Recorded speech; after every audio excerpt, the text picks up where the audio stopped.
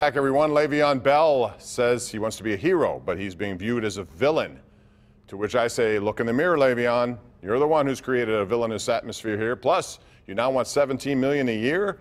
So let's talk about this. Number one, your thoughts about this, Ron. We'll start with you. But number two, does it alter the Steelers' draft approach vis-a-vis running back? Do they need to draft somebody right now? Because they're not going to bring him back next year. No, they're not. But I think they knew that before he wants $17 million, before he goes on Twitter and acts like an idiot. I mean, they made a commitment to him for one more year to take a run with him and Ben and Antonio, that offensive line. They're going to pay him the $14.5 million, and then they're going to part ways with him. And I think this is just a little bit of noise for them, even though it's aggravating. I'm sure they wished he would stay off of social media. I really don't think it's a big deal for them.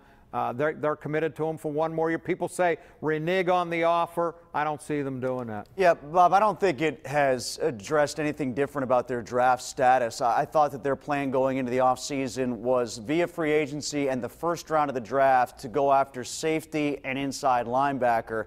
And they've done that so far, and there's going to be a couple of good inside linebackers, it looks like, deep into the first round. So I bet you that's where they go in the draft. And I think they go running back in the second round. I think that was their approach the whole time. As far as what he tweeted out this week about saying that he's a villain because that's what the city is making him out to be and he just wants to be a hero, the villain he's most like is Dr. Evil from the Austin Powers movies, because he's basically asking for $100 billion. It's an outlandish demand. $17 million AAV. First of all, it's stupid. Why does the average annual value count all of a sudden when last year you turned down your contract based on what the guarantees were not? This is an ego thing for him now. It's all about how high he can go on the average annual value, particularly against his own teammate in Antonio Brown, which just makes him look worse. A lot of movie villains become villains because of greed. He's being just flat out greedy at this point. Well, I think the thing the Steelers can do, though, is in the second round, if the running back is there that they really want, that they feel like it can be their running back of the future, they can draft him because of the two free agent moves they made.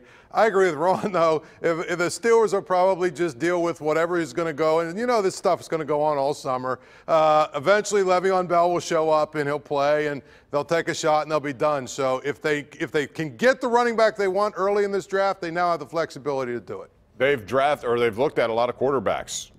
No, at any point. No. Okay, I'm just saying they show a lot of interest in Mason Rudolph, a lot of interest in Lamar Jackson. No, Tim, I want somebody to help Ben win right now. He's going to play a couple more years, health permitted. I didn't Beef specify up that a round, defense though. a little bit. How about if it's a third round? How about if it's a second round? I want somebody to help them right now. Third round. Yeah. Well, how good are you going to get in the third round? I'm just asking. I'm saying no. The only quarterback they should draft is if they quarterback of the future. They've already got a fourth or fifth round type guy in Joshua Dobbs that's a young guy if they really just want to have a young guy around. But if there's somebody there and they draft him in the third or fourth round, to me that's a waste of a draft. Yeah, specifically, Bob, if you're talking about Mason Rudolph, I've got a bro crush on Mason Rudolph. Maybe it's because I saw him play against Pitt's defense twice. I don't know. But I think he's a really good quarterback. If he's there in the third round, then I'd do it, but not before. You've got to go inside linebacker in the first, and like we just talked about, help them win right now. It's too obvious to not take a running back in the second because I think there'll be some good ones there too. I get it, and I agree. I'm just throwing it out there because they've shown a lot of interest in doing their But that's homework, diligence. Bob. That's for looking down the way. That. That's what teams have done this year with McCarron, with Jimmy Garoppolo, Tyrod Taylor to a certain extent.